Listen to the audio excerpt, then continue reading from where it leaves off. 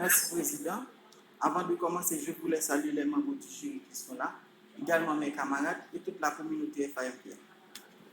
En fait, j'ai travaillé sur l'étude de faisabilité technico-économique de mise en place du système photovoltaïque pour l'alimentation d'électricité des familles, étude de cas ou de Grandouzi.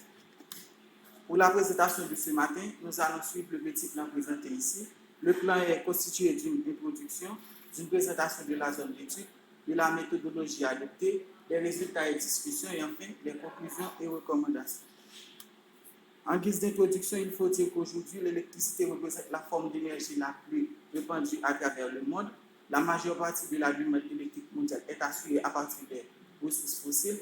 Cependant, les études et les prévisions récentes nous alertent que l'utilisation massive des ressources fossiles conduira certainement à l'épuisement total des réserves de la planète. En plus, tout le monde est convaincu du danger que représente l'utilisation massive des ressources fossiles pour l'environnement. Haïti dépense chaque année environ 7% de son produit intérieur brut à l'étranger afin d'importer des combustibles fossiles. En Haïti, la production d'électricité dépend à 86% du pétrole. C'est ce qui explique qu'actuellement, notre pays fait face à une sévère crise énergétique due à la hausse du coût des produits pétroliers et à l'augmentation très forte de la demande énergétique. Selon la Banque mondiale, l'accès à l'électricité en Haïti est autour de 12,5%. De ces 12,5%, Port-au-Prince à lui seul représente 40%. Et le milieu rural représente moins de 5%. Comme presque tous les milieux ruraux en Haïti, le bourg de Grandouzi est un cas illustrant les problèmes de manque d'accès à l'électricité. En effet, dans cette communauté, mis à part les institutions étatiques qui ont accès à l'électricité grâce au système photovoltaïque, la quasi-totalité des maisons des habitants de la zone n'en ont aucun accès. Ainsi, en ce qui concerne l'éclairage, les ménages majoritairement privés d'électricité sont obligés d'utiliser des bougies et des lampes à kérosène traditionnelles, ce qui n'est pas sans conséquence sur leur vision et leur système respiratoire. Et en ce qui concerne la scolarisation des enfants, le problème d'électricité réduit la possibilité pour les enfants d'avoir une bonne éducation, sachant que l'électricité favorise les enseignements et améliore la qualité de vie des enseignants et des élèves et permet l'accès aux technologies de l'information et de la communication dont les équipements ont besoin d'électricité. Les riverains se couchent dès le crépuscule par la manque presque totale, ce qui rend les activités nocturnes génératrices de revenus quasi inexistantes. Le manque d'accès à l'électricité constitue un frein au développement socio-économique de cette localité. Tous ces problèmes montrent la nécessité pour cette communauté de produire sur place de l'énergie électrique via ses propres systèmes électriques. C'est la raison pour laquelle nous assignons pour tâche d'effectuer des recherches sur le thème étude de faisabilité technico-économique de mise en place des systèmes photovoltaïques dans le bourg de Grandouzi, dans l'objectif général de mettre à la disposition de l'État haïtien un modèle d'électrification rurale par famille utilisant l'énergie renouvelable, peu coûteuse, susceptible d'améliorer les conditions de vie des familles. En passant par 4 objectifs spécifiques, à savoir cartographier et inventorier les familles existantes dans le bourg de Grandouzi, évaluer la quantité d'énergie nécessaire par famille selon leur configuration, dimensionner des systèmes pouvant répondre aux exigences des familles, et enfin faire une étude de faisabilité économique des systèmes dimensionnés. Comme hypothèse postulée, nous avons avancé que le coût de l'électrification photovoltaïque sera moindre sur une durée de 20 ans que les dépenses courantes faites dans le système traditionnel. Maintenant, nous sommes à la présentation de la zone. Grandouzi est une commune du département du Sud-Est. Elle est bornée au nord par la commune de Fonverette, au sud par la mer des Antilles, à l'est par la commune de Thiot et à l'ouest par la commune de Belance. La pluviométrie moyenne annuelle se situe entre 600 et 900 mm. Le régime des pluies permet de distinguer deux saisons. Une première allant du mois de mars à juin et une seconde allant du mois d'août au mois de novembre. La température moyenne mensuelle varie entre 24,3 degrés Celsius et 27,9 degrés Celsius. L'écart de température entre le mois le plus chaud et le mois le plus froid est de 3,6 degrés C. Maintenant, nous sommes à la section présentée méthodologie. Les principaux matériels utilisés dans cette étude sont les suivants. D'abord, questionnaire d'enquête pour faire la collecte des données, capteur GPS pour faire le relevé des points et la délimitation de la zone, caméra numérique pour la prise de vue, logiciel AGIS pour l'élaboration des cartes, et enfin matériel de bureau et autres et ordinateur. Maintenant, nos différentes méthodes, nous avons fait un diagnostic socio-énergétique, une évaluation de la quantité d'énergie nécessaire par famille, un dimensionnement des systèmes photovoltaïques par la méthode du mois le plus défavorable, une analyse économique de faisabilité des systèmes dimensionnés. Pour le diagnostic socio-énergétique, nous avons d'abord fait des recherches bibliographiques afin de trouver des données secondaires, une visite de terrain afin d'observer la zone d'étude, une enquête exploratoire afin d'avoir l'opinion des habitants à propos de l'étude et d'élaborer un questionnaire d'enquête, une typologie des ménages et la cartographie de la zone, et enfin un échantillonnage pour pouvoir mener l'enquête de terrain. La méthode d'échantillonnage stratifié aléatoire a été utilisée. En ce qui a trait à la typologie, le critère retenu pour faire la typologie, c'est la configuration des habitats. Ainsi, nous avons classé les habitats en 3 catégories. Des maisons de moins de 3 chambres sont classées dans la catégorie des maisons de type 1. Les maisons dont le nombre de chambres varie entre 3 et 5 sont classées dans la catégorie des maisons de type 2. Et enfin, les maisons dont le nombre de chambres varie entre 5 et 7 sont classées dans la catégorie des maisons de type 3. Pour les maisons de type 1, nous avons enquêté 10 sur 49, ce qui donne un taux de sondage de 20,4%. Pour les maisons de type 2, nous avons enquêté 5 sur 24, ce qui donne un taux de sondage de 20,8%. Pour les maisons de type 3, nous avons enquêté 3 sur 13, ce qui donne un taux de sondage de 23,1%. Les données collectées sur la situation socio-énergétique et économique des familles nous permettent de fixer des limites en termes de besoins. Ainsi, on se limite à l'éclairage, l'utilisation de la radio, la télévision, la recherche des téléphones portables, l'utilisation d'ordinateurs et de ventilateurs. Pour calculer la consommation journalière de l'utilisateur, nous avons multiplié la puissance de chaque appareil par le temps de fonctionnement de l'appareil et après nous avons fait la somme des valeurs trouvées. Le dimensionnement des systèmes photovoltaïques a été effectué de la manière suivante.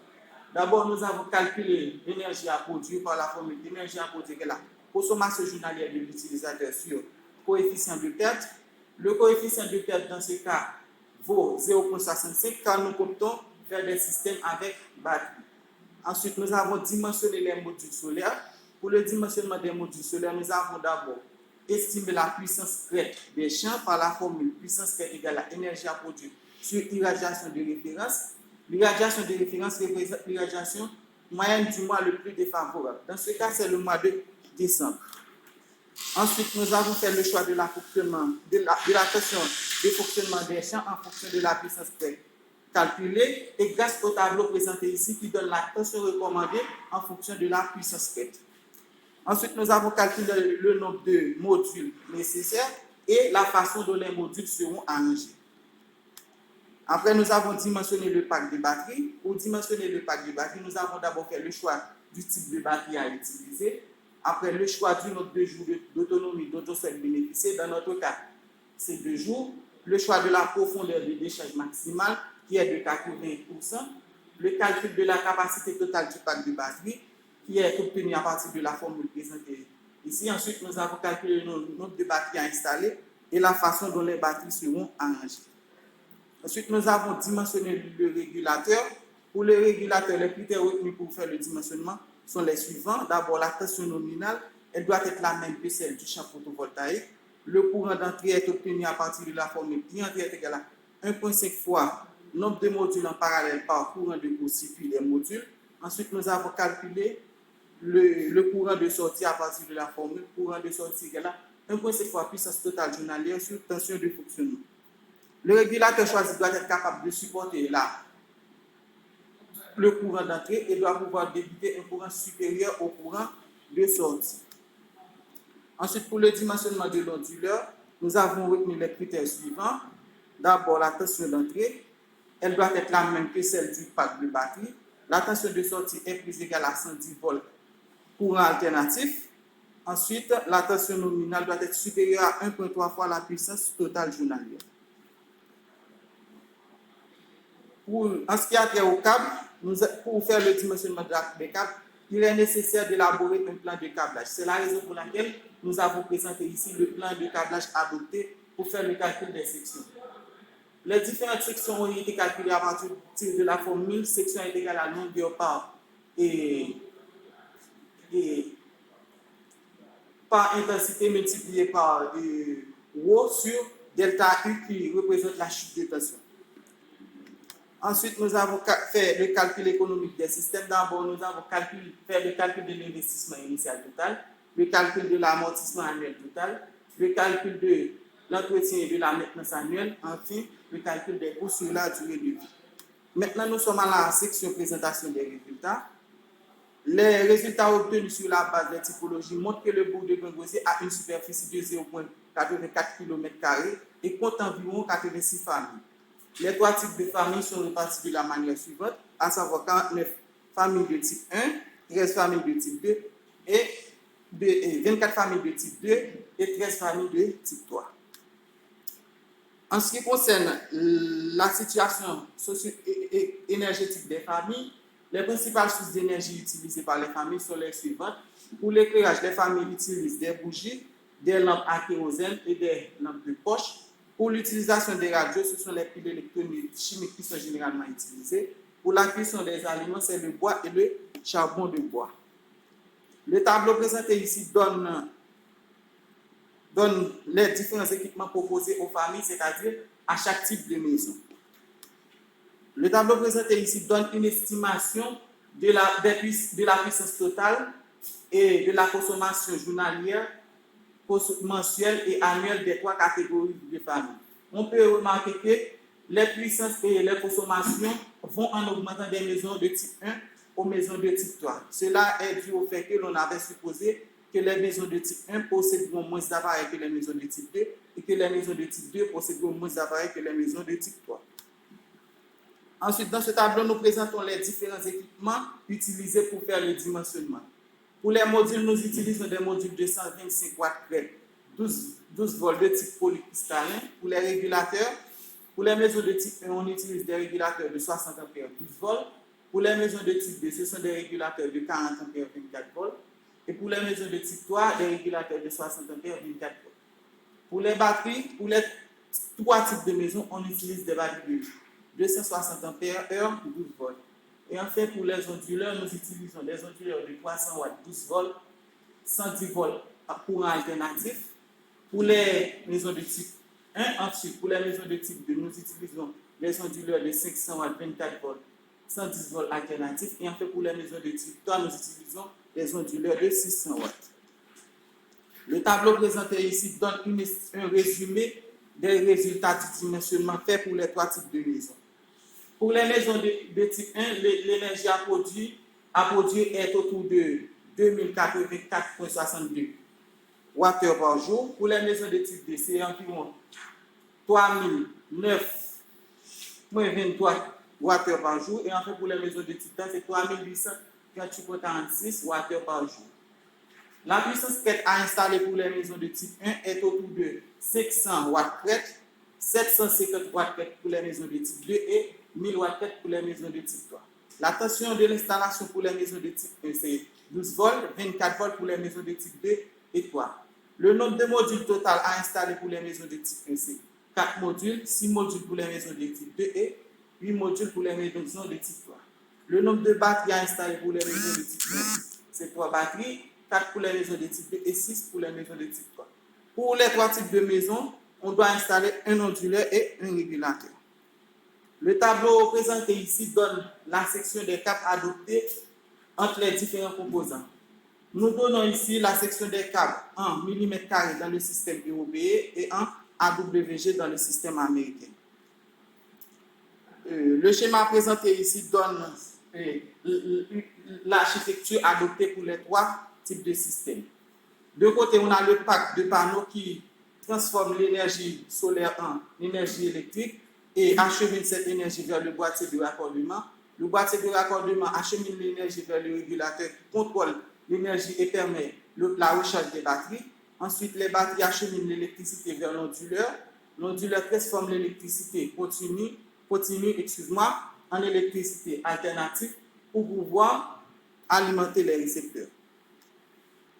Ensuite, la figure présente ici l'énergie produite, une comparaison en fait entre l'énergie produite et l'énergie électrique qui sera consommée par les 3 types de maisons. nous pouvons remarquer que l'énergie produite est supérieure à l'énergie qu'aura consommé les ménages pour quel que soit le type de maison considéré et quel que soit le mois considéré. Nous déduisons que les systèmes dimensionnés sont bel et bien valides. Ensuite, le tableau présenté ici donne une estimation des coûts d'accès à l'électricité et à l'électricité traditionnelle pour les trois types de maisons. Le coût moyen journalier pour un ménage de type 1 est de 39 gouttes, pour un ménage de type 2 c'est de 51 gouttes et enfin pour un ménage de type 3 c'est de 65 gouttes.